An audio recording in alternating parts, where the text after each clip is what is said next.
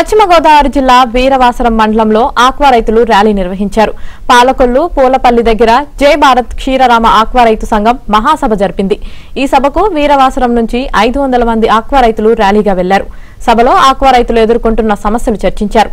Aqua రైతులు తమ సమస్యలు పరిష్కరించాలని ప్రభుత్వాన్ని కోరారు. జగన్ ప్రభుత్వం ఆక్వా రైతులను పట్టించుకోలేదని రైతులు వాపోయారు. ఆక్వా రైతులకు సీడ్ ఫీడ్ సరైన సమయంలో అందించాలని, గిట్టుబాటు ధర కల్పించాలని రైతులు డిమాండ్ చేశారు. నాణ్యమైన సీడు ఇవ్వాలి, నాణ్యమైన సీడు తగ్గించాలి, నాణ్యమైన సీడు ఇవ్వాలి, నాణ్యమైన సీడు ఇవ్వాలి.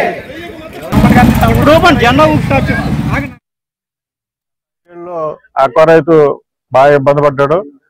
పరిస్థితి చేయలేని పరిస్థితి, చాలా మంది ఆత్మహత్య చేసుకున్నారు. ఉన్న రైతులు కూడా ఆత్మహత్య చేసుకునే పరిస్థితి, క్రాప్ హాల్కి వెళ్ళే పరిస్థితికి వచ్చారు.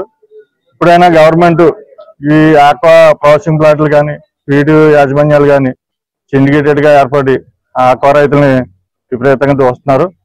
దాన్ని కట్టడి చేసి ఆక్వా రైతుకి మద్దతు రేటు ఇచ్చేటట్టు గవర్నమెంట్ చొరవ తీసుకోవాలని, చంద్రబాబు నాయుడు విషయంలో అయితే ఆక్వా రైతు ఎప్పుడు కూడా బాగుంటాడని మా ఆలోచన. ఆయన దీన్ని కలగ చేసుకుని ఆక్వా రైతుని సద్వినియోగం చేసి ఆక్వా రైతుకి మంచి చేస్తారని కోరుతున్నాను. గత ప్రభుత్వంలో రైతు అన్ని విధాలుగా నష్టపోయినాడు. ఆ నష్టాలని పూరించమని చెప్పేసి కొత్త ప్రభుత్వాన్ని రిక్వెస్ట్ చేయడం కోసం మేమందరం కలిసికట్టు వ్యాపారం చేయడం మొదలుపెట్టింది.